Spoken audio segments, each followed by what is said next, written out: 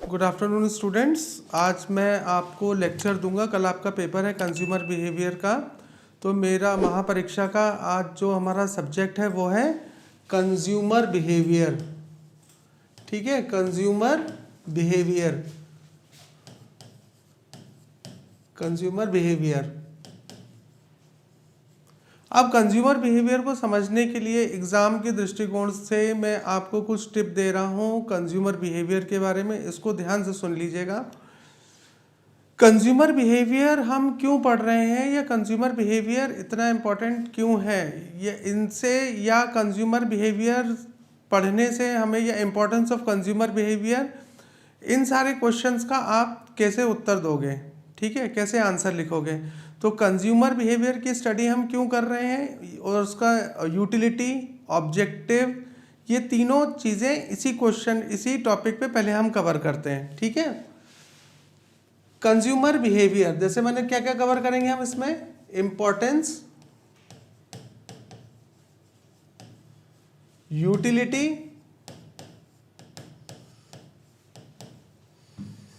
ठीक है, इंपॉर्टेंस हो गया, यूटिलिटी हो गया, और बेसिक इंट्रोडक्शन। पहले हम इसको कवर करते हैं। ठीक है, तो इंपॉर्टेंस, यूटिलिटी और इंट्रोडक्शन। कंज्यूमर बिहेवियर हम क्यों पढ़ रहे हैं, कंज्यूमर बिहेवियर की क्या उपयोगिता है। कंज्यूमर बिहेवियर की ये उपयोगिता है, सबसे पहले आपको जो लिखना है कॉपी के अंदर वो ये लिखोगे आप। इन तीनों क्वेश्चंस के मैं आपको बताता हूँ आंसर है कॉमन। कंपटीशन, ठीक है, मार्केट कॉम्पिटिटिव हो गया है, मार्केट कॉम्पिटिटिव हो गया है, पर कॉम्पिटिटिव मतलब प्रतिस्पर्धा बढ़ गई है प्रोडक्ट्स में और ब्रांड्स में। प्रतिस्पर्धा बढ़ने के कारण क्या हो रहा है कि हमको एग्जैक्ट कंज्यूमर को पिक करना है मार्केट से, उसको अट्रैक्ट करना है मार्केट से। ठीक है, तो हम कंज्यूमर को कैसे पिक कर पाएंगे, अट्रैक्ट कर पाएंगे कि वो हमारा प्रोडक्ट खरीदे, जब हम कंज्यूमर को जानेंगे, उसकी नॉलेज लेंगे, ठीक है, उसके बाइंग बिहेवियर, उसके बाइंग प्रोसेस को हम समझेंगे। तो कंज्यूमर बिहेवियर से जब हम मार्केट में कॉम्पिटिटिवनेस बढ़ गई है, कंपटीशन मार्केट में बढ़ गया है, तो हमें क्या करना होगा, सटीक रणनीति बनानी होगी, स्ट्रेटेजी बनानी होगी, है ना, स्ट्रेटेजी बनानी होगी। स्ट्रेटेजी बनाने के क्या फायदे होते हैं कि मान लीजिए मेरी स्ट्रेटेजी जो है वो सटीक है और सही है मार्केट को देखते हुए, तो मेरा जो रेवेन्यू है, मेरा जो पैसा है वो वेस्ट नहीं होगा और कंज्यूमर की रीच मेरे लिए आसान हो जाएगी। ठीक है, मैंने अपने पहले लेक्चर्स में भी डाला था एग्जांपल। जैसे हम बात करते हैं इवन की जो हमारे रोज़मर्रा के प्रोडक्ट होते हैं, जो हमारे FMCG प्रोडक्ट होते हैं, ठीक है, मैंने मैगी का एग्जांपल भी दिया था कि मैगी ने पहले बीच में बहुत सारे, आज से 5-7 साल पहले बहुत सारे वेरिएंट मार्केट में लेकर आया था, पर वो मार्केट के अंदर फेल हो गए, वो मार्केट के अंदर चल नहीं पाए। उसका क्या कारण था कि लोगों को जो बेसिक टेस्ट है उसी टेस्ट पर उसने वापस आया मैगी और अपनी रणनीति को उसने चेंज करा। ठीक है, तो इससे पर क्या हुआ कि जो प्रोडक्शन था मैगी का या उसके जो एफर्ट्स थे मार्केटिंग में, वो क्या हुए, वेस्ट हुए।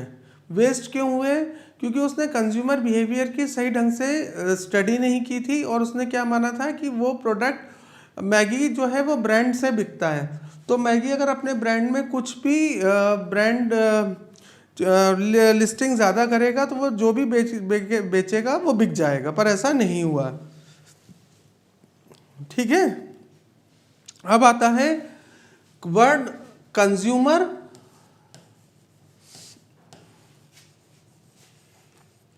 बिहेवियर।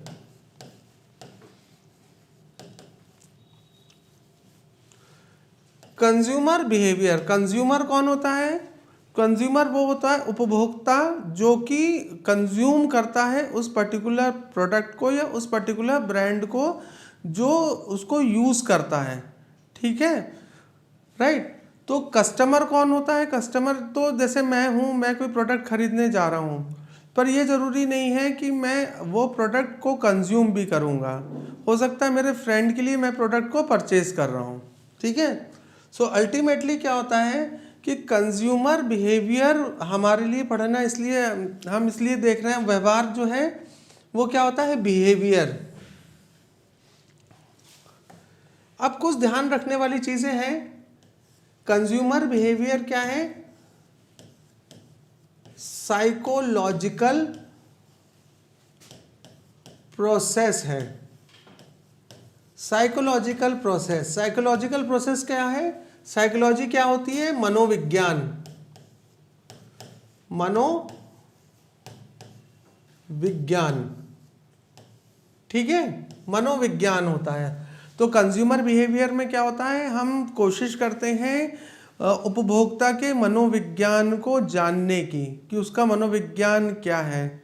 उसका मनोविज्ञान प्राइसिंग के ऊपर भी डिपेंड कर सकता है, उसका मनोविज्ञान क्वालिटी के ऊपर भी डिपेंड कर सकता है, उसका मनोविज्ञान अपने फ्रेंड से एडवाइस लेने में भी टिक सकता है, फैमिली पर भी हो सकता है, किस कल्चर से है उसके ऊपर भी डिपेंड हो सकता है, उसने कितने सालों से उस प्रोडक्ट को यूज़ किया और उसके फ़ायदे उसने देखे हैं, तो उसका परसेप्शन भी चला आ रहा है ना।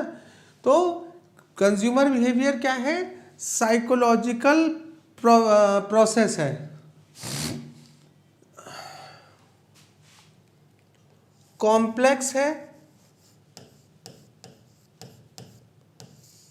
कंज्यूमर बिहेवियर जो है ये कॉम्प्लेक्स है। स्टूडेंट, कॉम्प्लेक्स कैसे है? इन द सेंस, कॉम्प्लेक्स के टर्म में मैं बोलूं तो एक व्यक्ति का जो व्यक्तित्व होता है वो अनेकों चीज़ों से, उसका व्यवहार कई चीज़ों से प्रभावित होता है, ठीक है। जब वो प्रभावित होता है तो हमको उस प्रभाव, उसके ऊपर कितनी चीज़ों का पड़ रहा है, उसमें से हम कुछ एक चीज़ों को लेते हैं, उसको अपने प्रोडक्ट के साथ जोड़ने की कोशिश करते हैं, ठीक है। तो ह्यूमन बिहेवियर जो है ये अपने आप में क्या है? कॉम्प्लेक्स है। नेक्स्ट है डायनेमिक।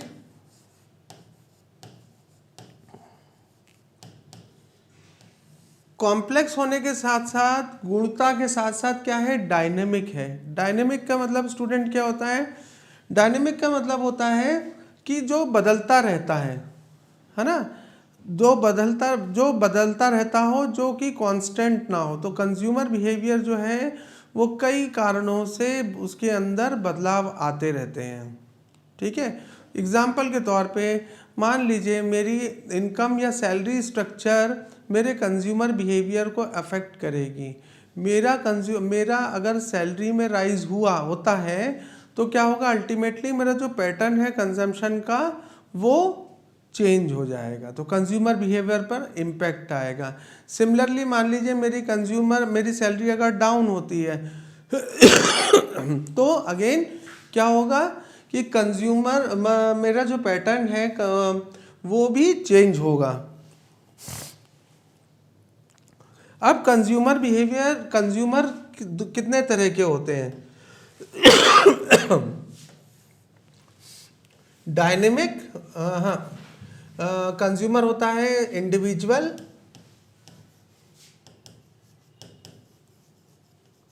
और institutional.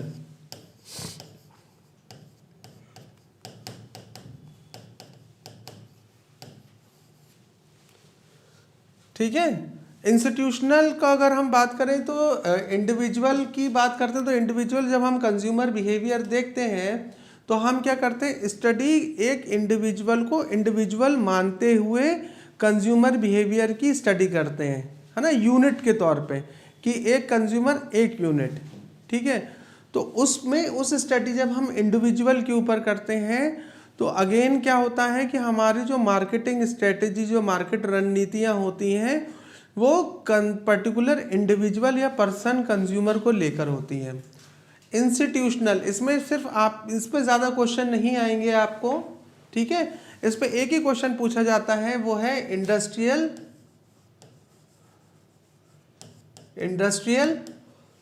Buying process. Industrial buying process, ठीक है, जो कि आपका किस में कवर होता है, यूनिट 5 में कवर होता है। 1 से 4 यूनिट जो है आपकी वो किस पे कवर करेंगी, इंडिविजुअल के ऊपर ही कवर करेंगी, ठीक है। ये सिर्फ 5th यूनिट में कवर होगा इंस्टीट्यूशनल। अब व्हाट इज बिहेवियर, बिहेवियर में be defined as any observable action. Behaviour क्या है, बिहेवियर पे अगर हम फिर आते हैं कि बिहेवियर क्या है, बिहेवियर मतलब जो हम ऑब्जर्व कर सकते हैं, जो हम देख सकते हैं, ठीक है, जो हमको दिख रहा है, वो बिहेवियर होता है। फिर कैरेक्टरिस्टिक्स क्या है, कंज्यूमर बिहेवियर इंक्लूड ऑब्जर्व और फिजिकल, कंज्यूमर बिहेवियर जो है वो फिजिकल भी होगा और साइकोलॉजिकल स्टडी दोनों होगी। फिजिकल स्टडी और साइकोलॉजिकल स्टडी कैसे होगी, साइकोलॉजिकल तो मैंने आपको बताया कि आप मनोविज्ञान जानने की कोशिश करते हो, ठीक है। कंपनीज क्या करती हैं, उसके लिए बहुत सारे रिसर्च मेथड, रिसर्च टूल्स या शोध कार्य करती हैं, ठीक है। और फिजिकल कैसे होता है, फिजिकल का मतलब ये है कि मान लीजिए मेरी इच्छा है सामान खरीदने की, पर मैं एक आलसी व्यक्ति हूँ मार्केट जाने के लिए, तो फिजिकल, और अगर मैं एक्टिव व्यक्ति हूँ, मैं ऐड देखता हूँ या प्रभावित होता हूँ और सामान खरीदने खुद चला जाता हूँ, ठीक है। तो अल्टीमेटली फिजिकल और साइकोलॉजिकल फैक्टर दोनों को मिला के कंज्यूमर बिहेवियर की स्टडी की जाती है। फिर types of consumer behaviour, types of consumer behaviour मैंने आपको क्या बताया, complex buying process. Complex buying process का मतलब क्या होता है, जो कंज्यूमर बिहेवियर की प्रोसेस है वो अपने आप में कॉम्प्लेक्स होती है, ठीक है। वो तरह तरह के लोगों से प्रभावित होता है, तरह तरह के ग्रुप से, टीवी से, एड से, मैगजीन से, आचार व्यवहार से। तो अल्टीमेटली हमने क्या देखा कि कंज्यूमर बिहेवियर क्या है, कॉम्प्लेक्स बाइंग बिहेवियर है। Buying behaviour reducing dissonance, reducing dissonance. Dissonance का मतलब क्या होता है, नाराजगी, ठीक है। डिसोनेंस का मतलब होता है नाराजगी। तो कंज्यूमर के अंदर नाराजगी कब आएगी बच्चों, जब कंज्यूमर जब देखेगा कि उसने प्रोडक्ट को जब वो यूज़ करेगा, ठीक है, उसके प्रोडक्ट के फीचर्स उसको डिसोनेंस क्रिएट करते हैं या उसको सेटिस्फेक्शन क्रिएट करते हैं, ये डिफर करता है। Buying behaviour based on habits, buying behaviour based on habits का मतलब क्या है कि हम कंज्यूमर के अंदर एक सर्टेन हैबिट्स होती हैं, उन हैबिट्स से प्रभावित होकर ही वो कंज्यूमर प्रोडक्ट को परचेज करता है या परचेज करना छोड़ देता है। तो हैबिट्स जो होती हैं वो लॉन्ग टर्म बनी होती हैं उस प्रोडक्ट को यूज़ करने से, ठीक है। फिर आता है वैरायटी सीकिंग।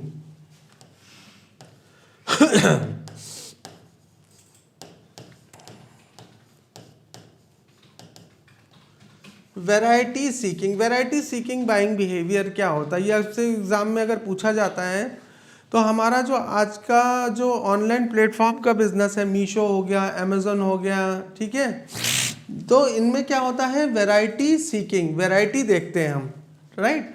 वैरायटी हमारे पास प्रोडक्ट्स की कितनी है। मीशो अमेजोन का सक्सेस का रेट ही डिपेंड करता है कि ऑनलाइन में वो डिस्प्ले बहुत अच्छा करते हैं अपनी वैरायटी को, राइट।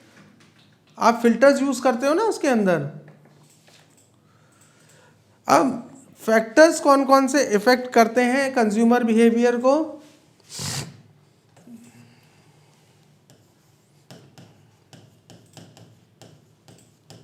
फैक्टर्स कौन कौन से इफेक्ट करते हैं, जैसे कल्चर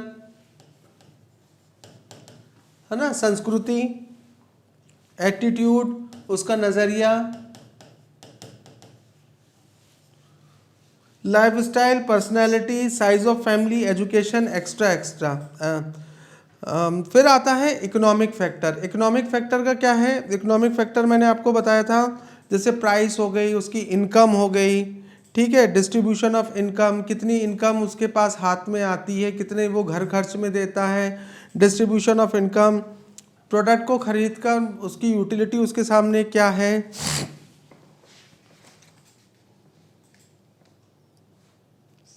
अब स्कोप ऑफ कंज्यूमर बिहेवियर क्या है या एडवांटेजेस इसको क्या है कंज्यूमर बिहेवियर को पढ़ने की या जानने की कंज्यूमर बिहेवियर को, तो मैं बताना चाहूँगा जैसे helps in development of new product, मुझे कोई न्यू प्रोडक्ट मार्केट में लॉन्च करना है तो मुझे अगर मेरे पास कंज्यूमर बिहेवियर की स्टडी करी हुई है तो मेरे लिए प्रोडक्ट को मार्केट में लॉन्च करना उतना आसान होगा।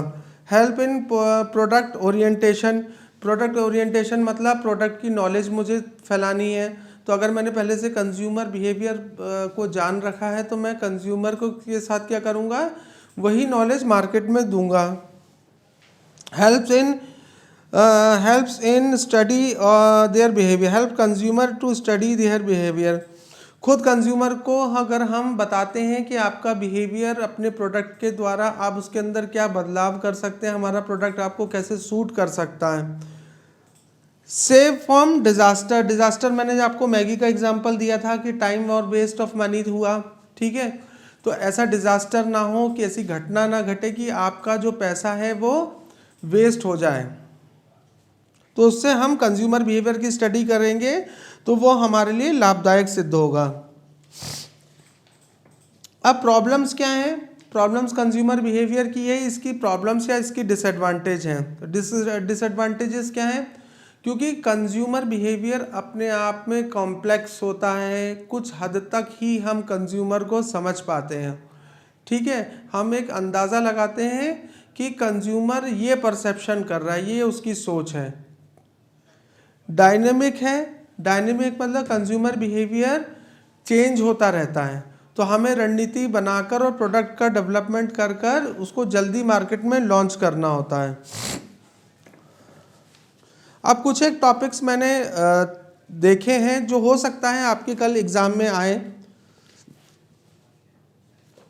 जैसे कि है कल्चर, कल्चर के ऊपर एग्जाम में आपसे पहले पूछा भी गया है, ठीक है, कि कल्चर, तो culture what is culture, culture का मतलब होता है संस्कृति। हमने जैसे देखा कि भारत देश में विभिन्न क्षेत्र हैं, तो उन क्षेत्रों के आधार पर क्या होता है कि उनमें विभिन्न प्रकार की संस्कृति डेवलप करती है ना। जैसे मैंने आपको बताया था कि नॉर्थ इंडिया में लोग जो हैं वो स्पोर्ट्स के प्रति ज़्यादा जागरूक रहते हैं, क्यों, जहाँ वहाँ पे ठंड ज़्यादा पड़ती है, हेल्थ अच्छी होती है, ठीक है, तो ज़्यादातर हमारे स्पोर्ट्समैन कहाँ हैं, वो नॉर्थ इंडिया से आते हैं। तो मुझे कोई प्रोडक्ट अपना अगर लॉन्च करना है तो नया प्रोडक्ट स्पोर्ट्स से रिलेटेड है तो मैं क्या करूँगा, उसको नॉर्थ इंडिया में लॉन्च करूँगा। सिमिलरली साउथ इंडिया में क्या है, साउथ इंडिया में जैसे अगर मैंने को बताया कुछ एक ट्रेड्स हैं, जैसे साउथ इंडियंस जो हैं वो फास्ट कल्चर को पसंद नहीं करते हैं, कलर्स को पसंद नहीं करते हैं, ब्राइटनेस को नहीं पसंद करते हैं, सादगी ज़्यादा, सिंप्लिसिटी पसंद करते हैं, ठीक है, तो मैं अपने प्रोडक्ट को, अगर मेरा जो प्रोडक्ट है मैं कल्चर वाइज उसको लॉन्चिंग करूँगा। अगेन कल्चर क्या है, कल्चर क्या है, कल्चर एक तरह का बिहेवियर है जो कि मैं लर्न करता चला आ रहा होता हूँ अपने घर से, अपने माता पिता से, माता पिता ने उनके माता पिता से, तो जो कल्चर है वो सीखी जा सकती है, सीखी जाती है। कल्चर इज एब्स्ट्रैक्ट, कल्चर है पर एब्स्ट्रैक्ट मतलब वो जैसे हवा होती है, महसूस करते हैं हम उसको पर हम उसको दिखती नहीं है। कल्चर इज लर्न बिहेवियर, मैंने बता दिया आपको, culture is the products of behaviour, culture is super organic, culture जो है वो ह्यूमन प्रोडक्ट है, ठीक है, मानवता, मानव संस्कृति को विकसित करता है अपनी आवश्यकताओं के अनुसार। कल्चर इज आइडियल, जो मेरी कल्चर है मैं उसको क्या करूँगा, आइडियल मान के चलूँगा उसको कि वो आइडियल है, मुझे उसको फॉलो करना है। In order to build communities that are powerful enough to attain significant change। फिर कंज्यूमर बिहेवियर मैंने आपको बता दिया, अगर ये क्वेश्चन आता है कि कल्चर की स्टडी कैसे कंज्यूमर बिहेवियर को अफेक्ट करती है, तो कैसे अफेक्ट करती है स्टूडेंट, कल्चर को ऐसे अफेक्ट करती है कि मान लीजिए जैसे मैंने आपको नॉर्थ का और साउथ का एग्जाम्पल दिया था, ठीक है।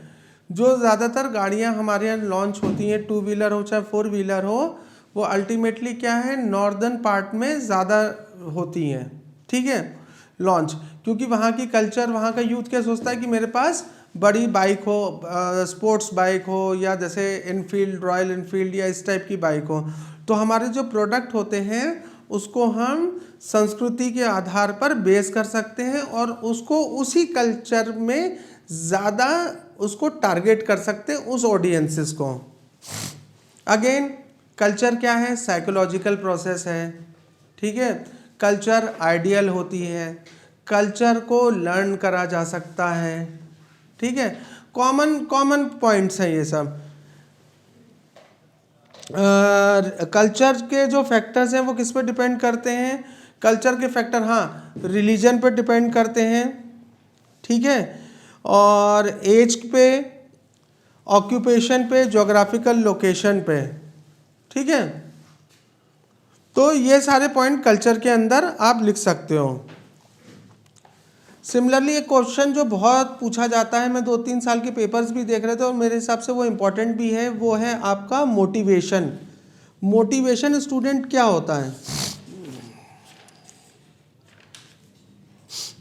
What is motivation? मोटिवेशन का मतलब होता है अभिप्रेरणा। अभिप्रेरणा हिंदी में तो लिखा ही रहेगा, क्वेश्चन इंग्लिश में भी लिखा रहेगा, उसके नीचे हिंदी में भी लिखा रहेगा, ठीक है। तो आपने जब मोटिवेशन देखा तो ये जो वर्ड है प्रेरणा, इसी से आप समझ जाओगे ना, इसी से इसको क्वेश्चन को आप सॉल्व कर सकते हो। प्रेरणा मतलब कि मोटिवेट, व्यक्ति किस पर्टिकुलर चीज से मोटिवेट होता है ना। तो मोटिवेट होने के उसके कौन कौन से फैक्टर्स हैं, क्या वो क्वालिटी से मोटिवेट होता है और हाई प्राइस देने को तैयार होता है, या वो क्वालिटी नहीं देखता है और वो प्राइस देखता है। अगर वो दोनों चीज़ नहीं देखता है और वो देखता है कि मैं मार्केट में जाऊं और वो मेरा प्रोडक्ट वहां पर अवेलेबल हो जाए, तो अवेलेबिलिटी को देखता है। तो ऐसे मोटिवेशन को हम देख रहे हैं, अभिप्रेरणा। तो कंपनीज का, ऑर्गेनाइजेशन का या मार्केटर का क्या काम होता है कि वो कंज्यूमर को अभिप्रेरित करे कि वो उसका प्रोडक्ट मार्केट में परचेज करे, है ना। अभिप्रेरित करने के लिए कई चीज़ों से प्रेरित कर सकते हैं हम, जैसे हमने देखा price. Indian market price sensitive market है, हमारे को जो प्रोडक्ट सबसे कम प्राइस का लगता है हम क्वालिटी से थोड़ा बहुत कॉम्प्रोमाइज़ कर लेते हैं, पर प्राइस जो है हमको हमारे सूटेबल चाहिए होता है। क्वालिटी दे सकते हैं हम, फीचर दे सकते हैं हम, वैरायटी दे सकते हैं उसको, है ना, ठीक है। एग्जाम्पल जैसे मैंने आपको अमेज़न का बताया था, हम लोग क्या करते हैं प्रोडक्ट खरीदते समय, क्योंकि हम लोग क्या होता है, अब तो बहुत आसान हो गया है प्रोडक्ट को ऑनलाइन परचेज करना, हम उसमें वेरियस फिल्टर्स लगा सकते हैं, ठीक है। इंस्टिंक्ट को उसके जानना, उसकी एक्सपेक्टेशन को जानना ज़रूरी होती है कि पर्टिकुलर प्रोडक्ट का एक्सपेक्टेशन क्या है कंज्यूमर का, वो किस एक्सपेक्टेंसी के साथ, वो क्या एक्सपेक्ट कर रहा है आपके प्रोडक्ट के अंदर, बेसिकली क्या होना चाहिए, वो क्या एक्सपेक्ट कर रहा है, तो वो एक्सपेक्टेंसी के अंदर आता है। जैसे अब है social factors, social interaction, peer attraction, status, authority, pleasure of bargaining. दूसरी बात, मोटिवेशन कैसे कर सकते हैं हम, ठीक है। जैसे मेरे पास जैसे हमने एग्जांपल लेते हैं थार गाड़ी का, ठीक है। तो थार गाड़ी जो है, थार जो व्हीकल है 4 व्हीलर, उसको यूथ बहुत ज़्यादा पसंद कर रहे हैं। तो एक खास तबका है सोसाइटी का जो उसको यूज़ कर रहा है, ठीक है। तो पीयर अट्रैक्शन, पीयर मतलब मेरे समतुल्य जो लोग होंगे, मैं उनसे भी मोटिवेट होता हूँ। सोशल इंटरेक्शन, ठीक है। Bargaining, pleasure of bargaining, bargaining करना मतलब जैसे कि अब आप एग्जांपल जैसे हम देखते हैं ऑनलाइन में आपको दिवाली सेल ऑफर, ठीक है, 20% of, 60% of, discount, off season discount, इसको हम बार्गेनिंग बोलते हैं। फिर आता है आपका जो नेक्स्ट इंपॉर्टेंट टॉपिक है वो है परसेप्शन।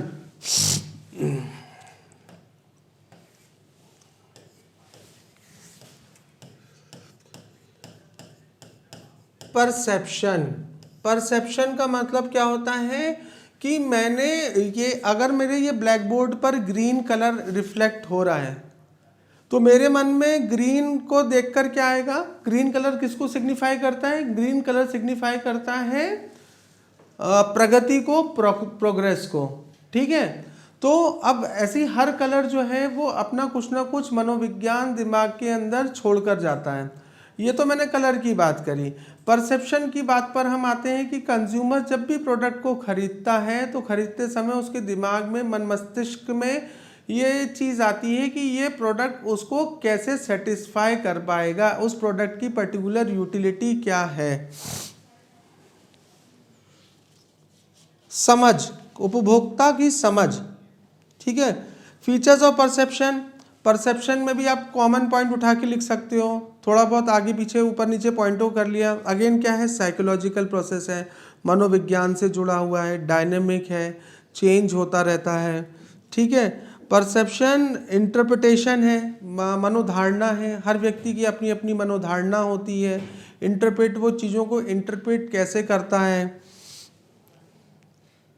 इलेक्टिव सिलेक्ट,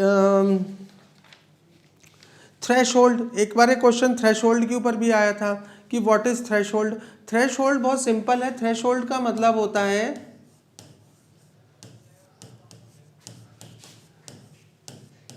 थ्रेशोल्ड का मतलब होता है कि जैसे मैं गाड़ी से जा रहा हूँ, मुझे भूख लगी है, तो सबसे पहले मैं क्या करूँगा? रेस्टोरेंट का बोर्ड लगा देखूंगा। तो रेस्टोरेंट का बोर्ड लगा देखना क्या है मेरे लिए? मिनिमम वो थ्रेशोल्ड है मेरे लिए, है ना। जैसे मोबाइल का थ्रेशोल्ड क्या है? मोबाइल का मिनिमम थ्रेशोल्ड क्या है? टॉक, बातें कर लेना। सबसे पहले जो हमारे यहाँ मोबाइल आए थे तो मोबाइल क्या करते थे? सबसे पहले क्या था? बात करना और मैसेज करना। मैसेजिंग भी शायद बाद में शुरू हुई है मोबाइल में, सबसे पहले तो क्या शुरू हुआ है उसमें? बात करना। अब तो मोबाइल में बहुत सारी फीचर्स और वैरायटीज आ चुकी हैं। तो थ्रेशोल्ड का मतलब ये होता है। परसेप्शन के बाद आता है ग्रुप।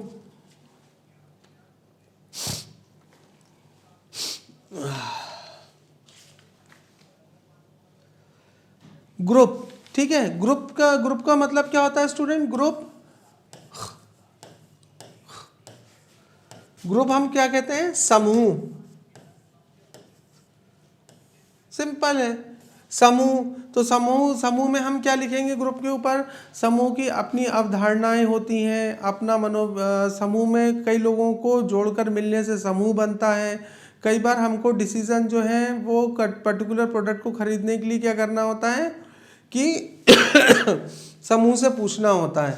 जैसे हमारे यहाँ ये डिजिटल बोर्ड आना था तो हमने क्या करा, हमारे चेयरमैन सर ने इसके ऊपर मीटिंग रखी और सबके विचार जाने कि हमें डिजिटल बोर्ड परचेज करना चाहिए, है ना, और उसकी एडवांटेजेस क्या हैं।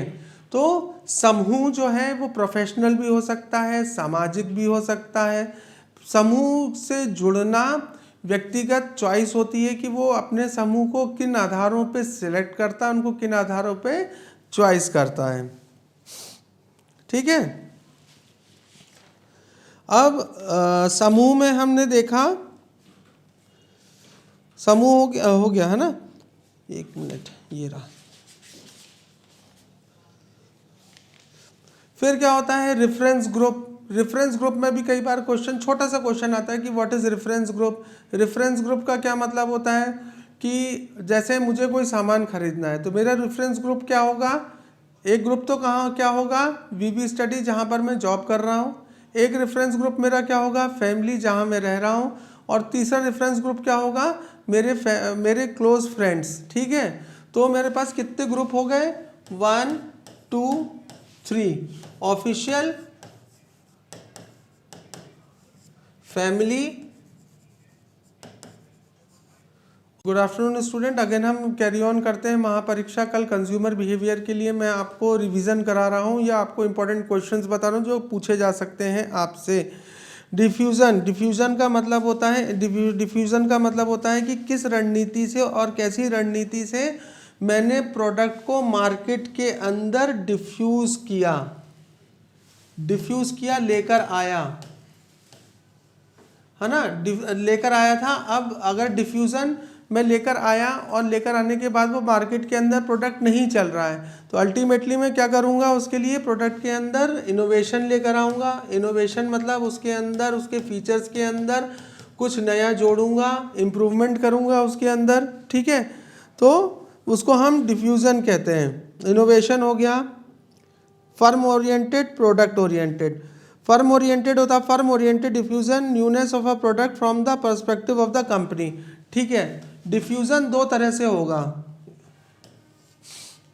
एक होता है फर्म ओरिएंटेड, एक होगा कंज्यूमर ओरिएंटेड।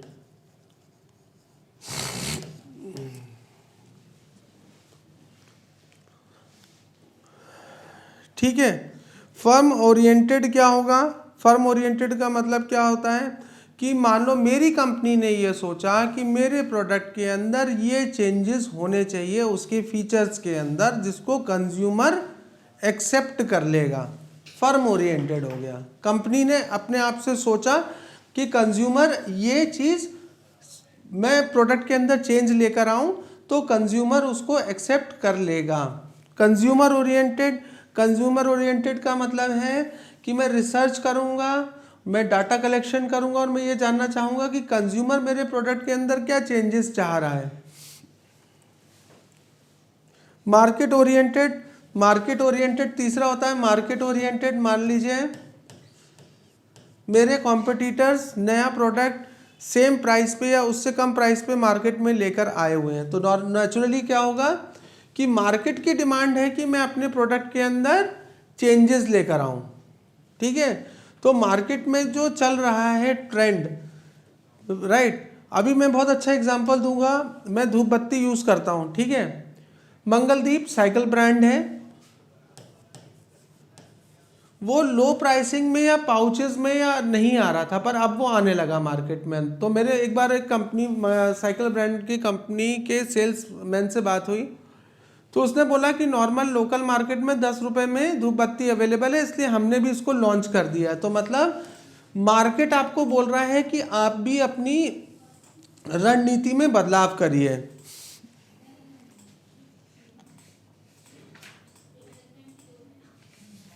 तो डिफ्यूजन मतलब कोई प्रोडक्ट खत्म हो रहा है, डिफ्यूज हो रहा है। जैसे कहते हैं ना, बॉम्ब को डिफ्यूज कर दिया, मतलब बॉम्ब को हमने उसमें से उसके सर्किट को उखाड़ दिया है, तो अब वो फटेगा नहीं, ठीक है।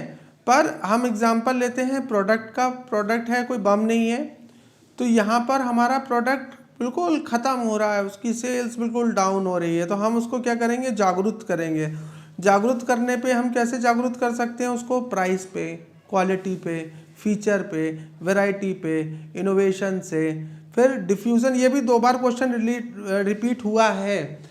तो फर्म ओरिएंटेड, कंपनी या मार्केटर क्या सोच रहा है उसके हिसाब से प्रोडक्ट के अंदर चेंजेस कर लेना, कंज्यूमर से पूछकर प्रोडक्ट के अंदर चेंजेस कर लेना।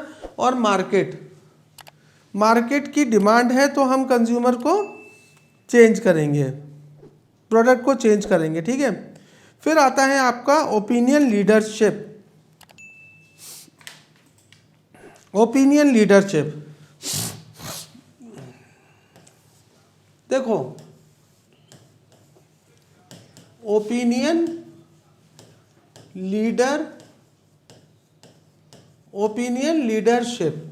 लीडरशिप क्या होती है?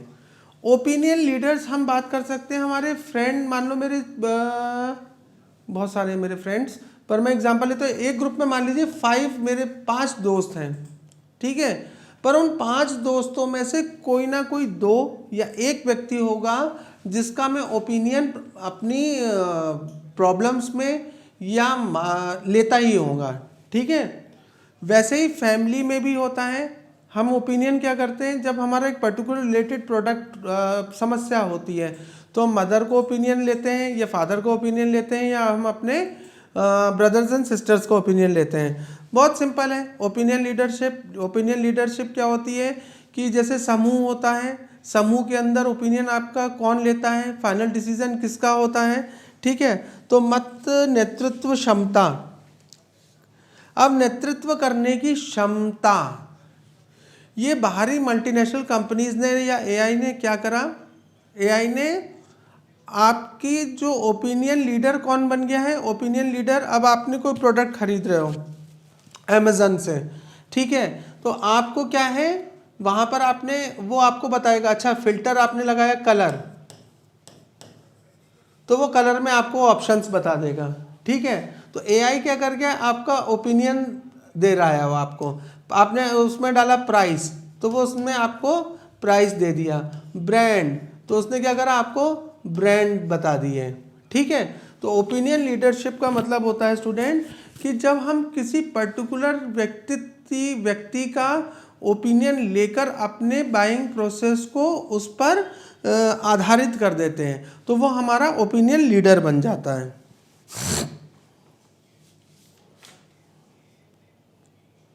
अच्छा, ओपिनियन लीडर क्या होता है, कभी कभी व्यक्ति खुद भी अपना ओपिनियन लीडर होता है। कैसे होता है, मान लीजिए मैंने एग्जांपल दिया था कि मेरे 5 फ्रेंड हैं, मैं पूछूं ओपिनियन तो लूंगा पर अल्टीमेटली डिसीजन मेरा क्या रहेगा, ओन या खुद का रहेगा, ठीक है। तो इसमें आप जब इस क्वेश्चन का आंसर दोगे तो ओपिनियन लीडर आप अपने खुद के भी हो सकते हो, इंटरनल भी, और ओपिनियन लीडर आपका एक्सटर्नल भी हो सकता है, ठीक है। तो इंटरनल एंड एक्सटर्नल आप दोनों को उसमें डिस्क्राइब कर सकते हैं।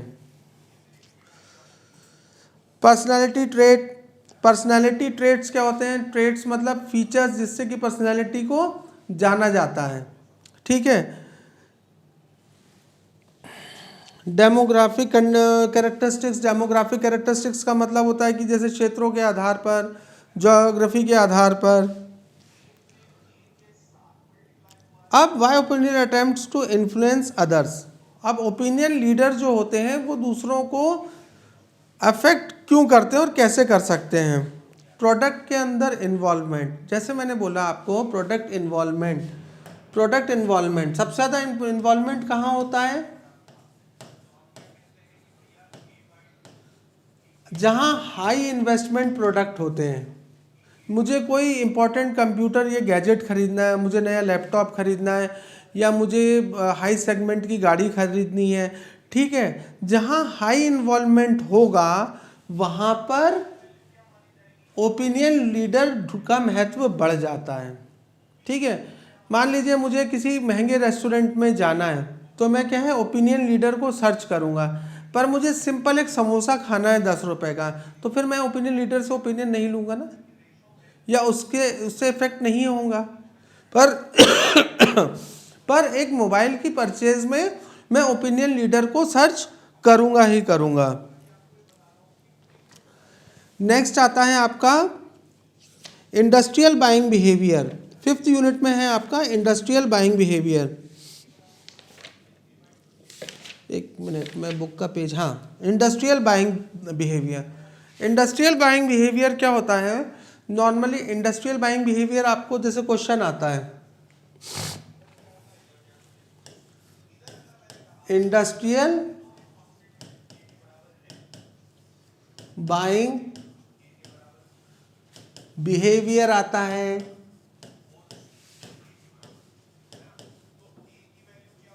या प्रोसेस आता है ना।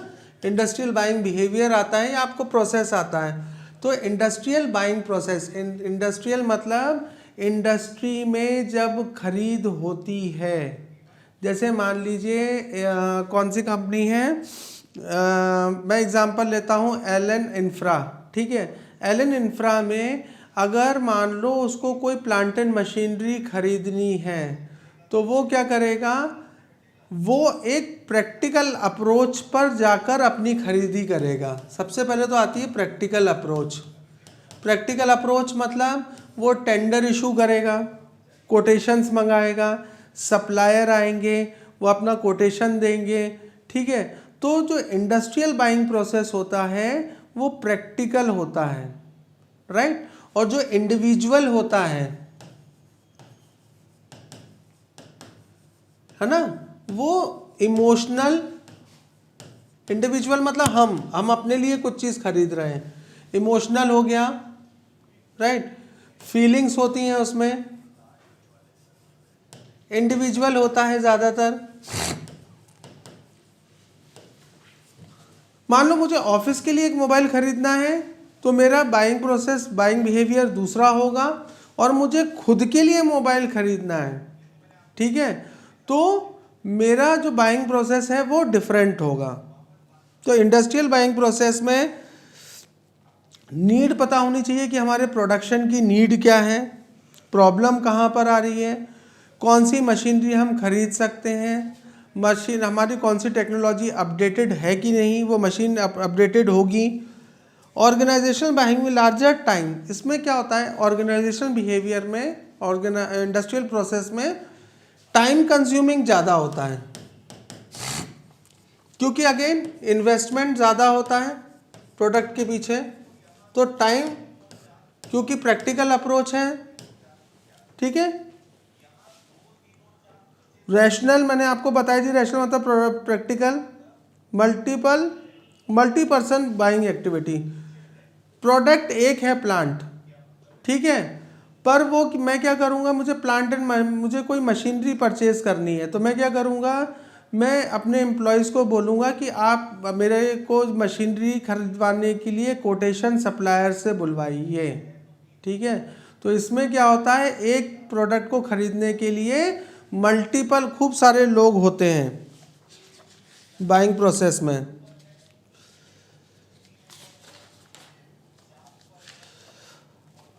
अब इसमें क्या होता है, प्रॉब्लम रिकॉग्निशन, प्रॉब्लम हमारी कहाँ पर है, डिस्क्रिप्शन जो मैंने आपको बताया, नीड डिस्क्रिप्शन, प्रोडक्ट का स्पेशलाइजेशन, स्पेसिफिकेशन, मतलब मुझे कौन सा प्रोडक्ट चाहिए, उस मशीनरी की क्या क्या स्पेसिफिकेशन होंगे, ठीक है, टेक्निकल स्पेसिफिकेशन उसमें मेंशन होंगे। तो ये एक सोफिस्टिकेटेड टेक्निकल अप्रोच है प्रोडक्ट को परचेज करने की, पर इंडिविजुअल जो है वो इमोशनल अप्रोच है प्रोडक्ट को परचेज करने की, ये डिफरेंस है। इंडस्ट्रियल बाइंग प्रोसेस मतलब कोई इंडस्ट्री, आप उस क्वेश्चन को ऐसे देखना कि आप फैक्ट्री के मालिक हो और आपको कोई सामान खरीदना है, तो आप सामान कैसे खरीदोगे, आप घर पे चर्चा तो करोगे नहीं है ना। घर पे चर्चा क्यों नहीं करोगे, क्योंकि घर वाले उस प्रोडक्ट में इन्वॉल्व ही नहीं, वो तो ऑफिस के लिए मशीनरी आ रही है, दोस्तों से भी चर्चा करने का कोई फ़ायदा नहीं है। तो इसमें क्या होगा, हम हाँ उस दोस्त से फ़ायदा है जो इंडस्ट्री से जुड़ा हुआ है, ठीक है, और फैमिली मेम्बर भी अगर इंडस्ट्री से या फैक्ट्री से जुड़ा हुआ है।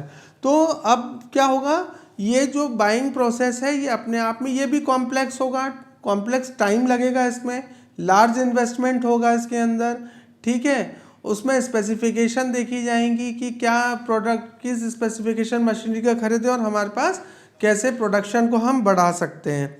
सो ये मैंने आज के आप लेक्चर में क्या है आपको कुछ एक संक्षिप्त में पूरा कंज्यूमर बिहेवियर समझाया है।